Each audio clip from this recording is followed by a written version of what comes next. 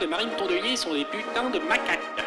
Non, en vrai, même pas. C'est injuste pour les singes. Les chimpanzés, ils savent fabriquer des outils. Les capucins, ils sont capables de résoudre des énigmes. Il y a même un bonobo qui a réussi à apprendre plus de 3000 mots, pendant que les électeurs des Verts seraient incapables de se torcher sans consigne électorale, même si leur vie en dépendait.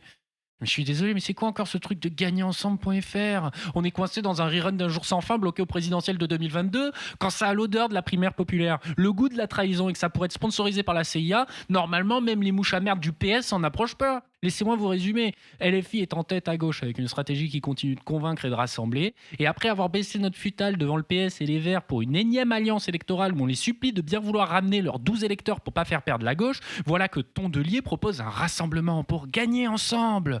Mais il me semblait qu'on venait de gagner ensemble justement autour d'un projet qui s'appelait le NFP. Pourquoi il y a une élue municipale de Hénin-Beaumont et une podcasteuse en congé sans solde de la mairie de Paris qui viennent nous expliquer leur plan pour perdre les prochaines élections? Gagner ensemble, c'est peut-être arrêter de taper sur ses alliés toutes les 2 minutes, serrer les rangs et se montrer unis plutôt que de créer des collectifs tous les 4 matins pour se séparer du tronc commun qui fait que la gauche existe encore en France aujourd'hui. Petit rappel que la stratégie de Marine Tondelier et d'Europe Écologie Les Verts, c'est la perte de leur hégémonie à gauche aux européennes, 6% au présidentiel et du chantage à la Circo pour garder leur siège au Parlement. C'est aussi une plainte contre son parti impliquant sa responsabilité dans l'affaire Bayou et une cellule de VSS complètement défaillante.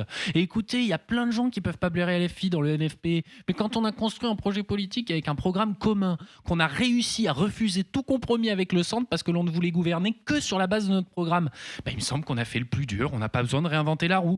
On continue tous ensemble, soudés sur le programme du NFP et on arrête de se faire parasiter le cerveau par des décisions d'apparatchiks anxieux que leurs petites personnes ne servent plus à rien.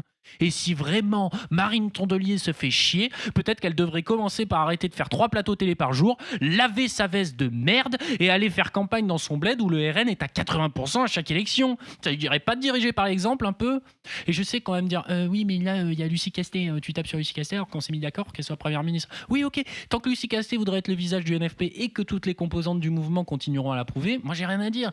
Par contre, on lui a pas donné notre confiance pour qu'elle fasse un braquage et se tire avec la caisse. Soit elle représente tout le NFP, soit elle ne représente personne.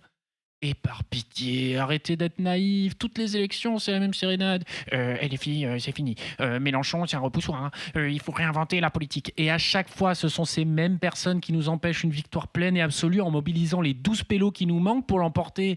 On n'a pas besoin d'une plateforme citoyenne montée par des assos obscurs. On n'a pas besoin de nouveaux slogans. On n'a pas besoin d'un visage ou d'une veste marketing. On a besoin de tenir le cap, tenir la ligne et se discipliner pour gagner. Bref, allez, gagner ensemble, ça dégage.